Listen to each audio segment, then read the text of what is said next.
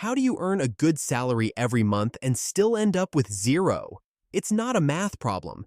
It's not even really about money. It's a piece of hidden software running quietly in the background of your mind that you never installed on purpose. Meet Alex, a software engineer, genuinely brilliant, the kind of person who could scan 10,000 lines of code and spot the one broken line in seconds. But there was one bug Alex could never find. It lived in a bank account, and it reset itself, without fail, every single month. It started on a Friday night. Alex was out with old friends, at a restaurant nicer than usual. At the end of the night, the bill came. $180. There was a small pause at the table, everyone glancing around. And in that pause, a voice inside Alex's head said, quietly but firmly, "Grab it. Everyone should see that you're doing well." Alex pulled out a card without thinking twice.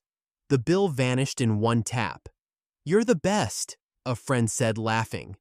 Alex smiled back. It wasn't a real smile. The next morning, Alex opened the banking app.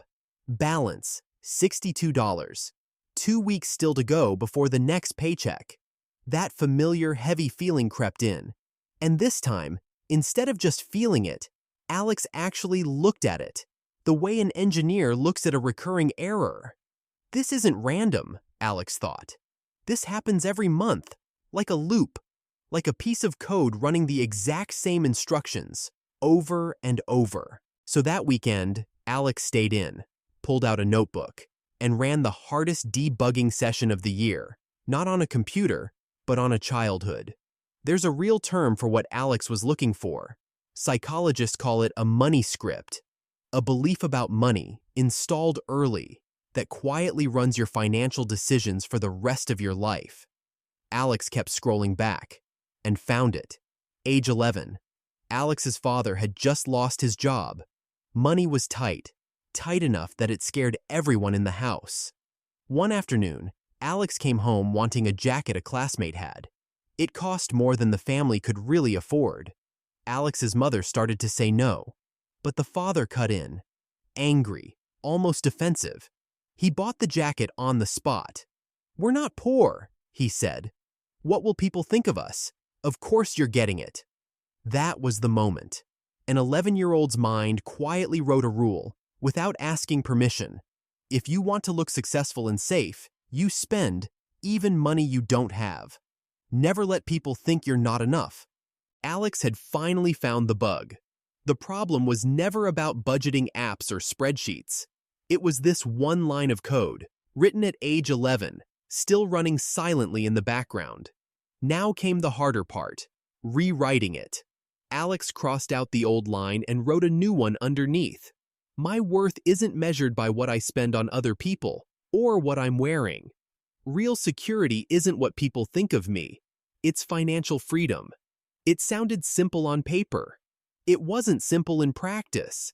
The next week, the same friends invited Alex out again, somewhere expensive. Alex's hand moved toward the phone automatically. The old code was trying to run again. "Go, or they'll think you're broke."